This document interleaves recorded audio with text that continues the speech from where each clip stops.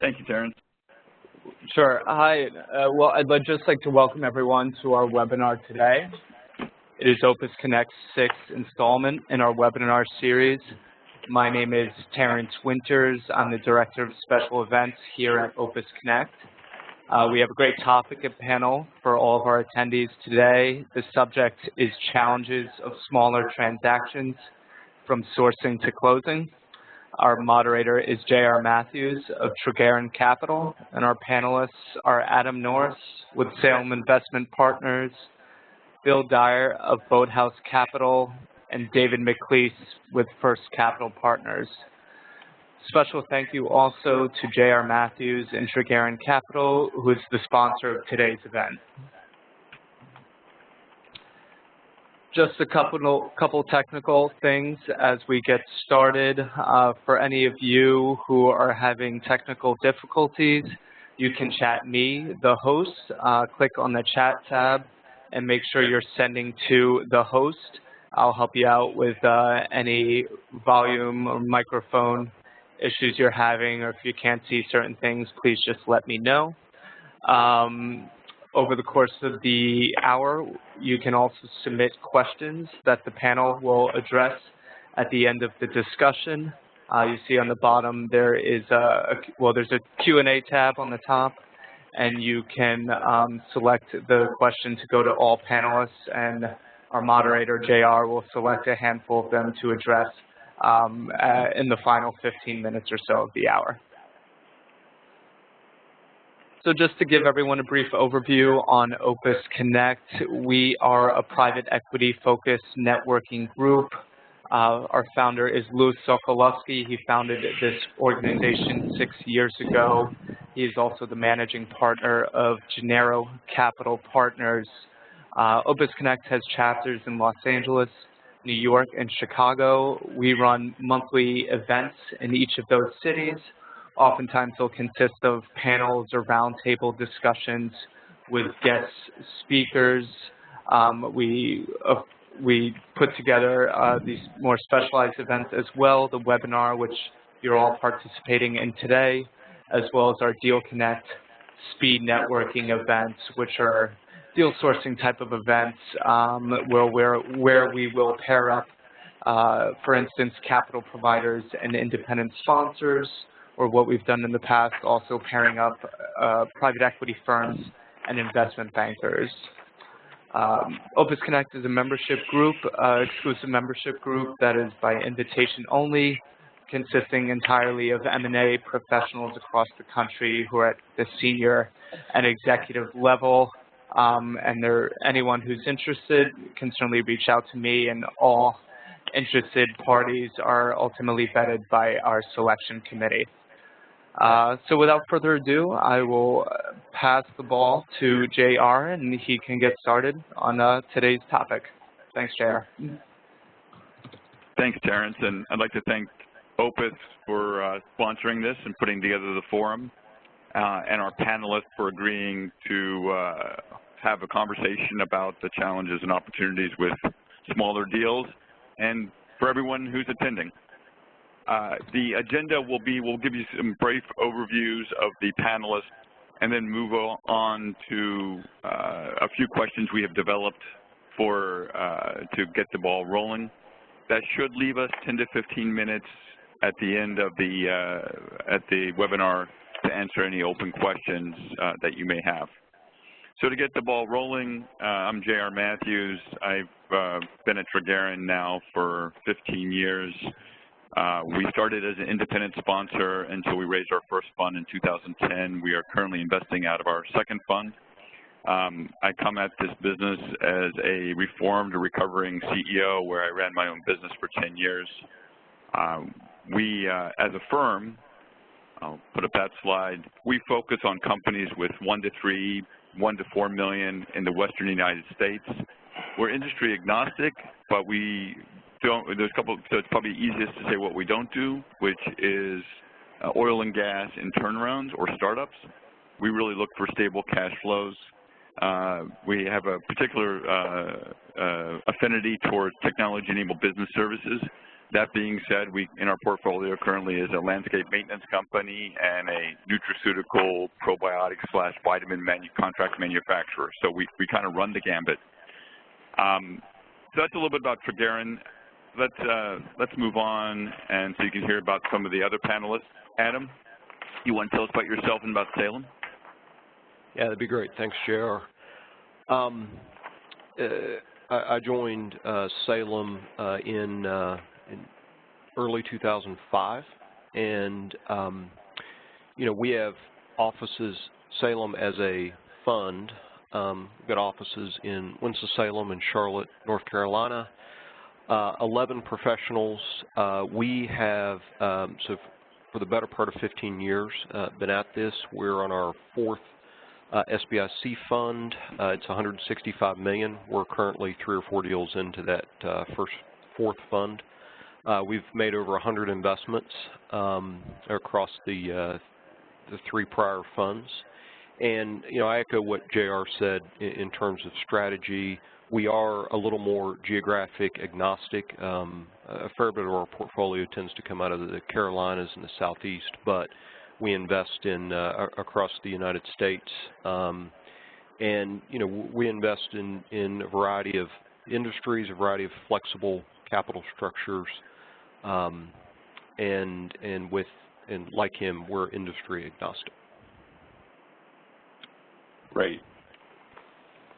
Thank you, Adam. The next panelist is Bill Dyer from Boathouse Capital. Bill, if you want to give us a little bit of background of you and your firm, please. Sure. So Boathouse Capital, we are an SBIC fund based out of the suburbs of Philadelphia. We're investing out of our second fund, $350 million under management across the 2 funds. About a third of our deals are controlled buyouts, and the other 2/3 are debt and equity investments in non-control situations. We are always investing in companies that are owned by entrepreneurs, owner-operators. So we're not buying companies from PE firms typically, nor are we backing PE firms in their deals with our debt or equity. It's always into some owner-operator situation. In terms of industries, we mainly invest in business services, though we do opportunistically invest in some other industries as well, manufacturing, distribution, and education. But most all the deals we do are some sort of business service, and we invest anywhere from $5 to $25 million per transaction. Thanks, Bill. And the Dave McLeese is our fourth panelist. Dave, would you please give us some background on yourself and your firm? Sure. Thanks, JR. My name is Dave McLeese, and I'm with First Capital Partners based in Omaha, and we also have an office in Chicago. I founded the firm in '06 under a bank, and we invested some capital off this bank's balance sheet, and then in 2011 we spun off and raised a $91 million SBIC, but it's all private capital and it's unleveraged. And the bank we started with was a $30 million anchor. We've got a team of 7 professionals. We are industry generalists. We tend to focus on manufacturing and business services, but we do have some other portfolio companies in other areas like food and ag and healthcare. I guess the somewhat differentiator for us that we don't see a lot is we'll do straight mezzanine deals, but we'll also do control deals, not just with independent sponsors, but we'll do control deals with you know, us going in and kind of managing the board and hiring executives and pretty hands-on approach. So we've got a range of things we'll do, really just depending on the need. We've made 18 investments since we were founded, and our average check size is about $5 million. So that's it. Dave, thank you. As you can hear from all of us, we have been doing this for a while and are fairly similar in terms of our approach. But we have a broad range of experiences that hopefully we can bring to light today. Let me frame what we consider small companies, because this can run the gambit depending on who you talk to. But for the panelists that we have today, we all look at the world and say a smaller deal is where we focus, which is 1 to 5 million of EBITDA. Oftentimes strategy or management teams, accounting teams are not fully set or fully developed in these companies, and that's probably why we all like it. So why don't we start with the first question, with that in mind as the bracket of what we consider small. What is the appeal of behind smaller companies, and why do you focus your energy on the market? Adam, do you want to take the lead on that one? Sure. Thanks, JR. So there's a couple characteristics we see across these smaller transactions, both positive and negative, and I'll share just a couple of things. First, normally the owners or founders are still involved in these smaller transactions. We see management have a direct impact on customer relationships. They can influence employee culture directly. Owners, oftentimes, if it's a $2, $3, $4 million EBITDA company, they've not had a liquidity event, and if they have, it's generally very small. And we get in about 60 to 75% of what we do is management buyout situations. And so management teams that maybe own a small portion of their business, want to sort of step up, roll that capital, maybe write a check alongside of us and help to own a greater portion of that business that they're working to build. And that's an important characteristic for us.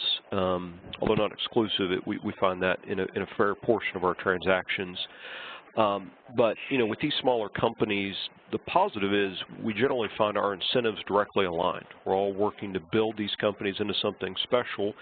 And, if you've got a $10 or $15 million revenue business and you're able to, expand customer channels, the product offerings, put some systems and some strategic guidance in place and combine that with some capital, you can grow these businesses pretty easy, because oftentimes there's a lot of room to run in whatever industry or vertical they're operating in.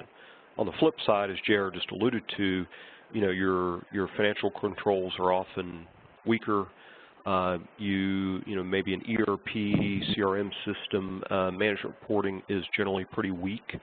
So that requires a lot of work, particularly early on in most of our investments. And you deal with, the concentration. So we have customer concentration, supplier concentration, often product concentration, if they're a product or product-related company. And so that's all in the mix, but we think there's more opportunity in these transactions, and we've had a real success over the years, help building those and getting those companies from 3, 4 million to 6 or 7 of EBITDA, able to get multiple expansion, expand the buyer universe, and really create great lasting financial incentives and opportunities for our management teams. Thanks, Adam. Well said. Bill, do you have anything else you'd like to add to the question? Yeah, I guess I do. I'd say one of the things about the smaller businesses that, for us is very attractive is sourcing.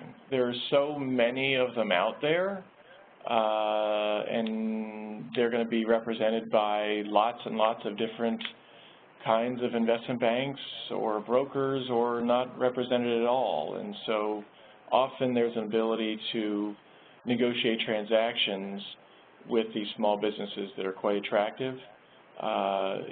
Because we're dealing only with owner-operators, the owner-operators really care a lot about who their partners are. They're going to be rolling a lot into the new transaction, into NewCo, if you will. So making sure they're partnering up with someone they're familiar with and comfortable with is very, very important. So that can play well into getting a transaction closed that is attractive. And I'd say finally, in these small companies, there's just an ability to have a lot of impact. usually they're going to be less sophisticated operationally, strategically, and if you can bring to bear some resources and capital, you can really drive a lot of growth in these companies that you probably can't drive in a company that's going to be a lot more sophisticated and larger. Yeah, good point, Bill. Well, let's move on to the next question we have, which is, what are the challenges when you're sourcing small companies, and what can intermediaries do to help eliminate those? And what obstacles do you run into? And how can company owners or CEOs make the process easier? And more importantly, and maybe something to add to that is, are there any issues going direct to companies versus investment bankers? Dave, would you like to handle the first pass at that? Sure, and I think I'll cover the intermediary side, and I think Bill was going to jump in on the direct sourcing. So for intermediaries, I think we start really with, we try to get on everybody's list, but we actually first make an assessment of who, not only the company, but who's showing it to us. So everybody knows there's a wide range of intermediaries. So the bigger investment bank that's going to send out 50 or 75 or 100 books, that's really, we're just assessing our odds, especially in this market with higher multiples, even for smaller companies. We might throw in an IOI, but, we're probably not going to spend as much time on those as maybe the smaller broker or the smaller, more boutique-y investment bank.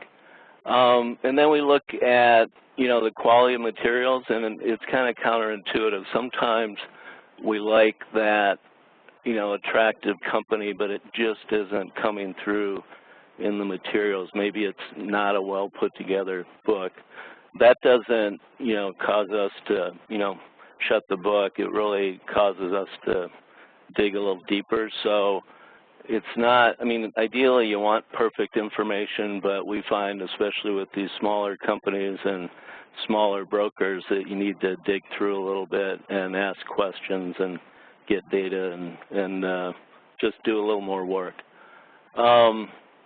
And then as far as what intermediaries can do to eliminate obstacles, I think it's, information and access. We do want good information, but the key stumbling block for us on an auction is not only price, but just access. It's hard for us to put an exact valuation on a company if we've only had an afternoon meeting and dinner, and then we have the data room. So those are, just a couple things. I'll kind of turn it over to Bill on some of the direct sourcing. Yeah, so in our practice, we find that while we do bring in a lot of deals from intermediaries, and it's, 800 deals, I think, in the last 12 months, something like that, which I'm sure is consistent with the other panelists.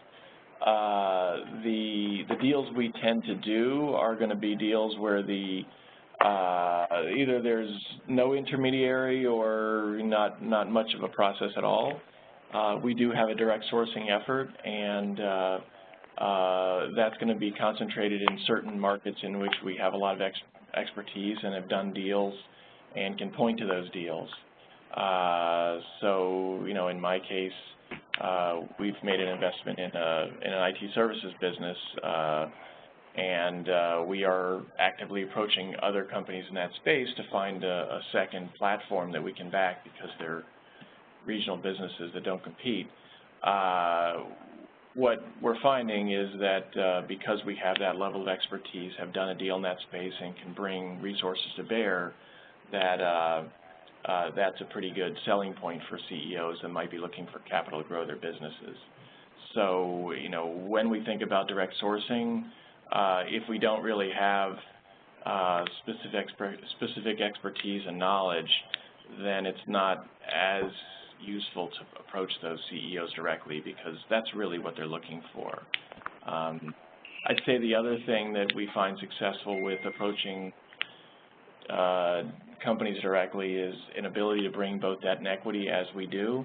It really expands our funnel quite a bit as to the options we can provide to a seller or an owner. If the owner is looking to sell, we can do that. If the owner is looking for capital for growth, we can do that. You know, if he or she wants to maintain control, that's certainly something we can accommodate. So it's not that by having more tools in the toolbox, we can certainly get more deals done that way. Thanks, Bill and Dave. This is JR. The question that comes to mind when we've done direct-to-company efforts is finding those that really are serious about wanting to get a deal done, and also, and this is where we found intermediaries to be very helpful, setting the expectations about what the real value of the business is. Do you run across those challenges like we do when you go direct to companies? All the time. And so, yeah, we tend to raise that issue right at the get-go so that there's not a lot of confusion as to what sort of valuation we might be thinking about or how we might want to structure a deal as well. So before spending a ton of time on those situations, we go right to structure and valuation to make sure that we're on the same page. Yeah. The other challenge we find is the old moving target, and where you think you have a valuation that you've agreed to, and then it moves along the way. Maybe the business has gotten better, maybe the change of heart. It could be almost on any number of things. We find intermediaries are helpful on that front also. But even that is not a perfect solution, but it can be helpful. But certainly one of the challenges of dealing with an owner-operator is they can have seller's remorse before they've sold. No doubt about that.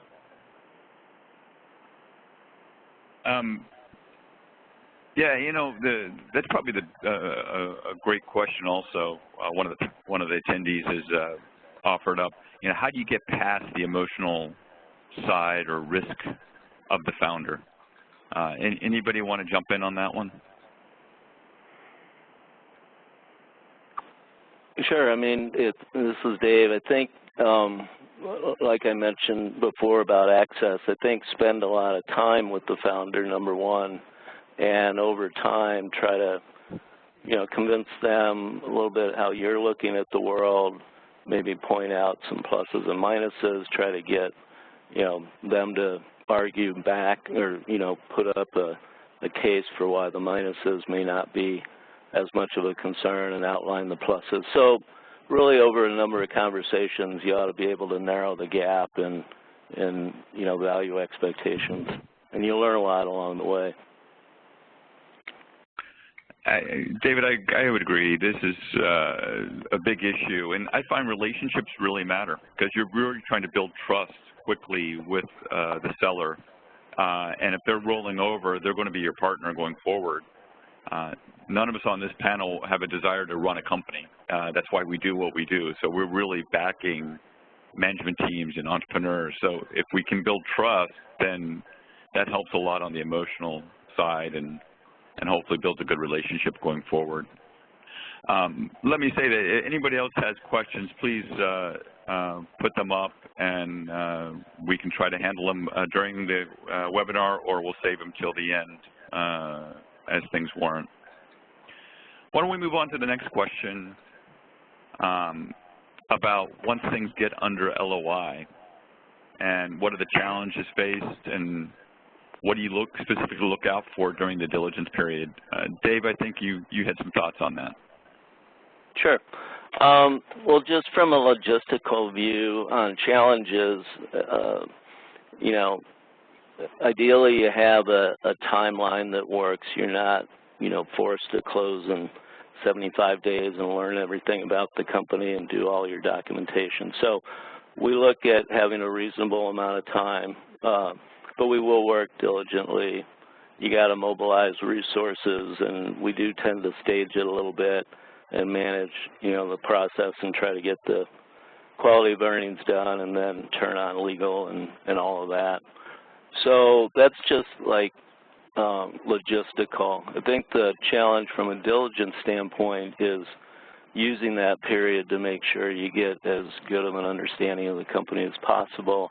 The SIM, you know, in our view, and kind of no disrespect to investment bankers, but it's a marketing piece, and it's not designed to tell you what all the risks are, the issues, and that's where, you know, that's really the job of due diligence. And another challenge that you got to, you know, watch out for is once you've gone through the whole process and you've been selected, it's easy to say I've won, now all I have to do is diligence, but you got to be pretty disciplined about remembering your investment thesis and kind of objectively making sure your diligence is matching up to that.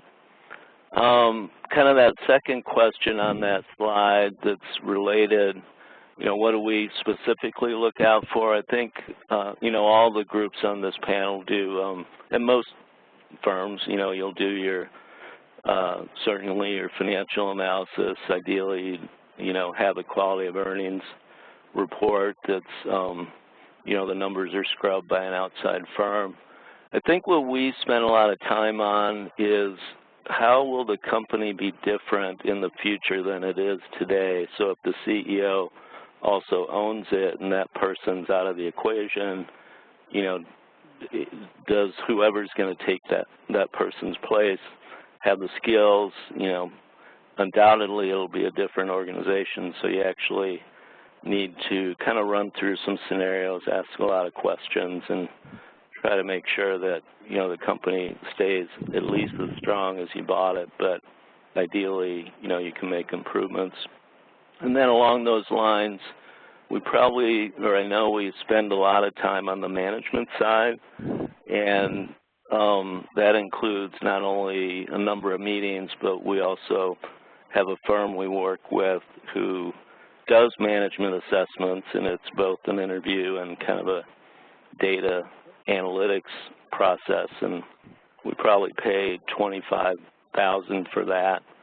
And, you know, we found that because in our industry, you know, we're all comfortable with numbers and research and data, we spend a lot of time on that, and the people side is a little more, you know, a little bit of a softer topic. It's, you know, meetings and that type of thing, but we try to be real rigorous around that because we're really investing in the future, and the past is good for analytics, but we want to know who we're partnering with, you know, for the long term. So that's. Yeah, thank you, Dave. That's well said. Adam, you have anything you want to add to that about the diligence process? Oh, sure. And that was just a couple of things I'll highlight, particularly as we think about transactions on the smaller side of things. You know, we'll try to accelerate, you know, background checks, customer calls, sort of some of the big issues earlier in a transaction. We often find that, you know, management may or may not have had some, you know, call it a unique history, either personally or professionally. And so since trust is such an important thing, leaving that until a couple days before close doesn't really, isn't as productive, and can get you in a situation where you're upside down in cost on something that should have been discussed at the front end. So that's, you know, and again, these are small companies, and you're counting, oftentimes you're counting on one or two people, and you know, I think Bill mentioned the trust part of this earlier in this conversation is huge as you build these relationships. And so another thing I'll point out is oftentimes, you know, in these companies, the working, just on the financial side, you know, QV, all the traditional processes are important, particularly the working capital dynamics of these companies, where oftentimes maybe a series of sort of customer payments or you know, unusual terms, because again, it's oftentimes a founder building these customer relationships over time, and you may walk into rather unique working capital situations that you may not be prepared for. So that's something we spend a ton of time, is understanding kind of cash the cash flow of the business, and particularly as we think about what's needed to grow the business forward. And taking a step back, in us, from a big part of diligence is, we've, as a firm, completed over 100 transactions. We've got 11 professionals with pretty diverse backgrounds, and so oftentimes we're investing in or around an industry maybe we've seen before. And we have our investor bases, we have over time a couple hundred investors. Many of those are CEOs, founders of business themselves, maybe family offices, and so we can rely on their expertise and their experiences in these unique industries to understand where maybe the numbers don't necessarily tell the whole story. That's a really good comment. We do the same thing where we will stage the, one way to look at it, the non-money spending aspects of the diligence early. So looking at customers, but also doing industry diligence, filling out what we don't know about the industry as much as we can in the very beginning to see if there's something that, a new competitor that you didn't hear about, you find out may be entering the industry. One of the questions that came up from an attendee was, what type of competencies are you looking for in a management assessment process? And then what do you do and how do you handle bad news? That's a really good question. Dave, you do a fairly extensive assessment. Do you have any thoughts on that? Yeah.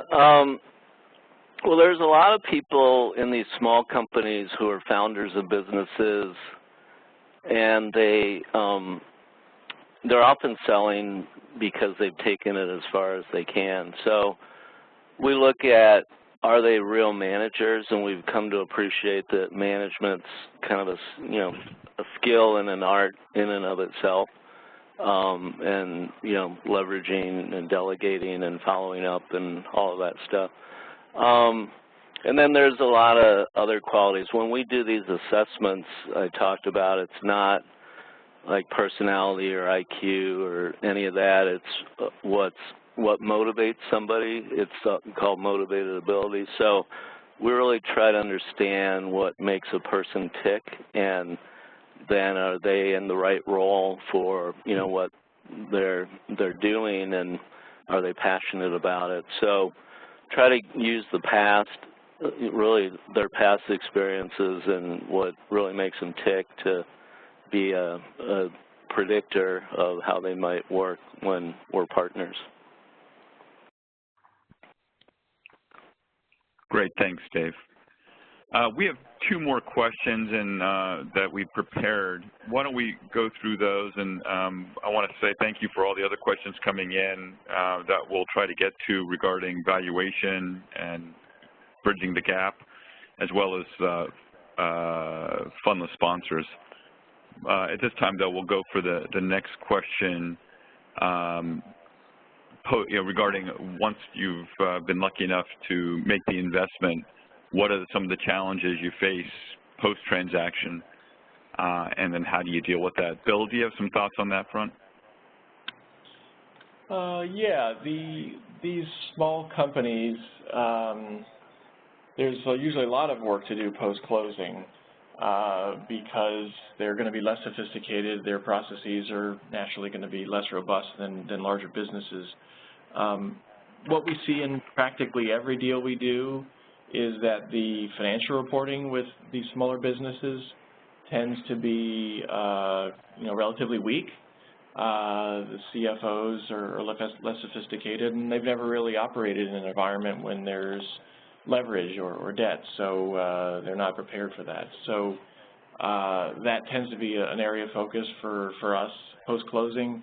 It may require making some upgrades in that area, but certainly requires upgrading their financial reporting for sure. I'd say that another area is just generally talent top grading. Owner-operators often have got family in the business or friends in the business or folks that have been in the business for a long time, and so we often find that these businesses require a fair amount of top grading in different departments and even at the senior executive level. We usually are backing the owner, who is generally the CEO. Sometimes though the owner is going to step aside and we'll bring in a new CEO post-closing. So that that's certainly a big transition. I'd say the other thing that is we typically see post-closing is that these small businesses often tend to either think small, or if they think big, they're not really sure how to get big. And so that ability to think strategically, whether it's doing add-on acquisitions that expand the company's size or product or service breadth, or just investing back in the business in terms of adding new products or services or other that might expand into new customer bases or markets. These are the types of things that the board can generally be quite helpful with post-closing that can drive a lot of value. Thanks, Bill. You bring up an interesting question: is CEO transition, or oftentimes owner transition, to either retirement or maybe a chairman role or a board member role rather than the day-to-day CEO role. And I'm curious for either you or Adam or Dave if you have any experience with that and any best practices on how you manage those transitions. Well, I can jump in. We more than half of our situations do require a CEO transition, so we'll usually negotiate a 2-year. The CEO stays on until we find a new one. We found, at least in one key example, that if we leave the selling CEO on too long and have an overlap, they're moved to the, they can be on the board, but if they're both in the office, the new CEO, people naturally go to the person who's been there. So probably need to put the new person in place and, give them the reins and kind of let them take it away and make that transition a little more cleanly, if possible.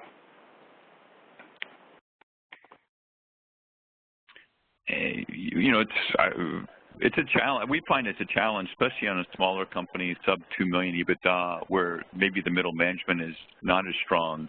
Replacing a founder can be really risky. Any thoughts about other ways to manage it? I hear what you're saying about you don't want too much overlap, but at the same time, you don't want to lose the institutional knowledge either. Yeah, we try to manage that. So, I don't want to make it sound like that person's out of there. I'm talking a little more about the troops. They don't come into the office and, people wonder who to go to. But we always want the founder to work with the new CEO on a transition. But then it turns a little more into an advisory, knowledge transfer and that type of thing. We will have some overlap. I think our lesson learned was in one scenario we had kind of a year or 18 months overlap, and that got to be a little long. But we will have overlap. But and I agree it's risky, but another way to look at it is, by definition, a lot of these founders are selling because they've taken the company as far as they can go, and they're, they don't have that next, the experience for that next leg. So if your criteria is only, we're going to buy companies that come with management, there's no changes, then you're going to get a management team that's already taken it as far as they can go. Now, sometimes, they're just selling for liquidity, but usually it's a combination. They've kind of maximized the opportunity with the company. Yeah, good comments, Dave. Adam and Bill, any thoughts about other challenges or what your firms have done particularly well to make the company more successful? Sure. This is Adam. I'll jump in on the latter question. You know, something that's been a hallmark of Salem's strategy for the last 15 years is flexibility in structure and sort of call it maybe rolling with the punches a little bit.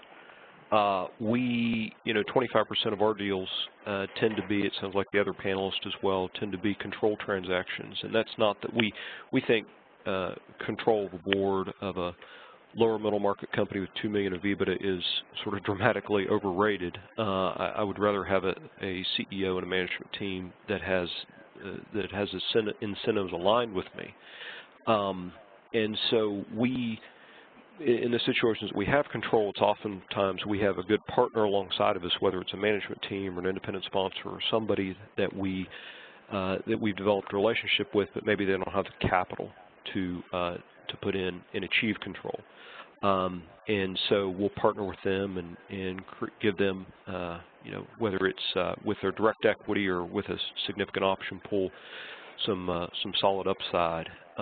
At our firm, Salem, you know, we've got a variety of professionals from, you know, with senior lending experience to buyout experience to a number of folks who've been operators. And so when you kind of meld that together, how we think of these situations is, you know, we try to be flexible and price risk appropriately. So our pricing from one deal to another can be a little different. It all depends on what we're asked of us. And so that's what we try to be very flexible in how we deploy our capital, whether it's all mezz or whether it's mezz in some equity or a little more equity. How we structure the transactions is we don't have any sort of set formula when we enter a transaction. We try to figure out what is right for the business and then go from there. Thanks, Adam. This is JR. A couple things that we do almost every transaction, but not every, and we have flexibility. We like to put together a 100-day plan for the company, because we really try to hit and make some changes that, whether that's team building, whether it's, you know, developing new product, but really have an aggressive 100-day plan, and that's worked well for us. The other is creating a robust dashboard that both the management team will hopefully find useful. If they don't, then we should change it. But also that one that we can use to help see what's going on in the company. We find that what you measure is really what gets done, and if you're measuring the right things, then that can help lead to success at the business. So my 2 cents on that question. Bill, or you have any thoughts on that you'd like to add, or we can open this up to some of the questions from the floor? No, I think I would be redundant. I think we can go ahead and open it up. Okay. So we've got a couple different themes on some of the questions. One around how do you bridge the gap with valuations on a seller and what you think it's worth paying. And then also on that valuation front, you know, what are the typical valuations from 1 to 2 million? So if someone wants to grab one of those questions and run with it, that'd be great. This is Bill. We do a lot of earnouts, clawbacks, and other, you know, seller notes, mechanisms of these sorts to bridge valuation gaps. Because we're doing debt and equity, and in many deals we're buying, you know, much of the company, a majority position of the company. So valuation is really the discussion. And in other deals, we're investing debt into a situation, and so it's not necessarily a valuation discussion. But, you know, in those debt situations, we're taking warrants, and so we're going to have a lot of warrant clawbacks. The owner thinks his or her business is worth a whole lot of money, and we say that's great. If the company sells for multiples of that ilk, then we will give back a whole bunch of warrants. And then when we're buying equity, we'll use a lot of earnouts and seller notes, contingent sort of consideration of that type to bridge valuation gaps, and they tend to be quite effective at both getting a deal done and training the mind post-closing on what we care about, which tends to be cash flow growth. Yeah, well put, Bill. Adam, Dave, any other thoughts on bridging the gap between expectations? No, I'd agree definitely with the earnout. I mean, using a variety of those tools, because if you have a gap, it's really a gap in what you think the company can do in the future. So let's let the future decide, and if, like was mentioned, if they do great, then they can have their higher value, and if they don't do as well, then you're probably closer to your original view. So, but we like all those tools. Yeah, the expression we use is you can name your price or you can name your terms, but you don't get to name both. Or you can name both, but you may not get it then. But yeah, that's kind of the way we see it. But I think it's saying the same thing as both what you and Bill just said. What about smaller company valuations with $1 to $2 million of EBITDA? What do you see out there? Who's that? Oh, whoever wants to answer it, I guess. I'll pass because $2 million's our minimum, but I'll let somebody else go if they do the smaller ones. This is Adam. We see, I would say, most traditional businesses in that 1 to 2 million of EBITDA range, sort of in the 4 to 5 range, with the exception, of, call it your SaaS businesses, your highly recurring revenue businesses, maybe product or brand businesses that are getting real scale and growing quickly. We see those right now trading at pretty high multiples, kind of several turns above that. So it's for us, it's all the industry and the growth rates. Adam, that's well put. And sometimes certain industry valuations I've found don't make a lot of sense. They're just high, and they've always been high. Oftentimes it is tied to brand or recurring revenue, but I've looked at industries and I shake my head and say, great for you, but hard to invest given the dynamics. One other question that came up while we're talking about structure in companies, what's an acceptable level of customer concentration? This is Bill. For us, we tend to put about 20% at the limit that we're willing to stomach for customer concentration. That we tend to bend that rule for certain industries where customer concentration is just sort of part of the deal, like aerospace, for example. But generally, we like to see the largest customer have no greater than 20% of the revenues. What about the top 5?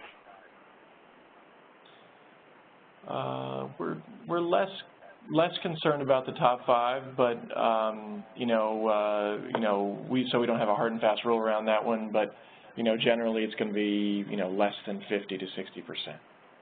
So call it 20% for the biggest and maybe 50% for the top 5. And I would say our concentration tolerance is maybe a little higher. I would say, biggest we'll see companies up to 30, 40%, not often over 50. But we're probably, the two things that we really care about is, does the concentration make sense? For instance, we're here in North Carolina, and I worked with a company here locally that had north of 50% revenue concentration. It was with a customer they had for 2 or 3 years, and the customer was based 2 states away. And the business, they were a manufacturing business, manufacturing service and support business, and so there was a logistical hurdle with their biggest customer. So it's not like they were sort of at the front gates and had worked with them for 20 years and were ingrained in 5 levels of their business. So that was a deal that we ended up passing on for a customer concentration, but mainly because at the end of the day it didn't make sense. And so what we probably care more about, call it the top 3 customer concentration. If you got 3 customers who are all of your business, that's sometimes pretty hard for us to stomach. So we have a number of questions also about fundless sponsors or independent sponsors. Anything from, do you require skin in the game? How do you work with the board with a fundless sponsor? It's been our experience since we started as a fundless sponsor that this may be the best time ever to be a fundless sponsor if you can sign up a deal at a good valuation, particularly if you have some value add. But I'd be curious what everyone else thinks about how they work with fundless sponsors, and what are you seeing out there? Bill or Dave? Yeah, sure. This is Dave. We probably do half of our control deals with fundless sponsors, and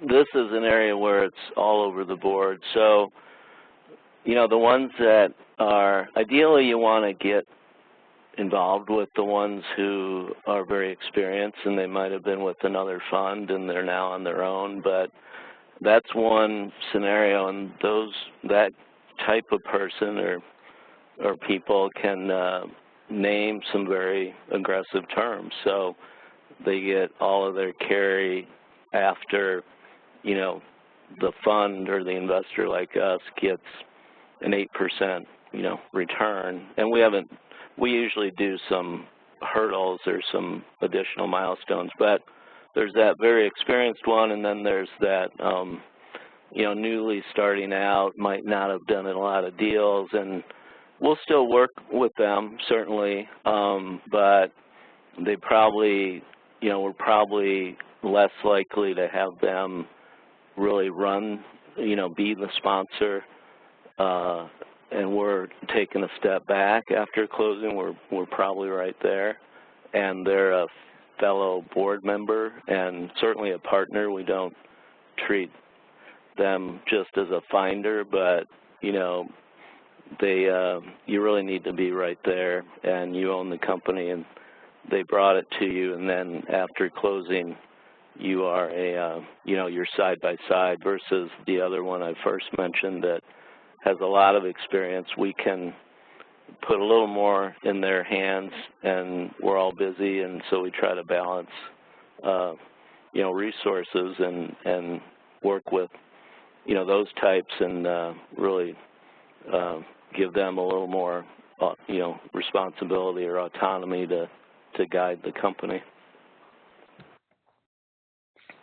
Good point, Dave. We just closed a deal at Tregaron with an independent sponsor who did commit capital to the deal, which always makes us more comfortable. Are you, Bill or Adam, willing to do deals where the independent sponsor may not have a lot of capital put or any capital put into the deal? This is Bill.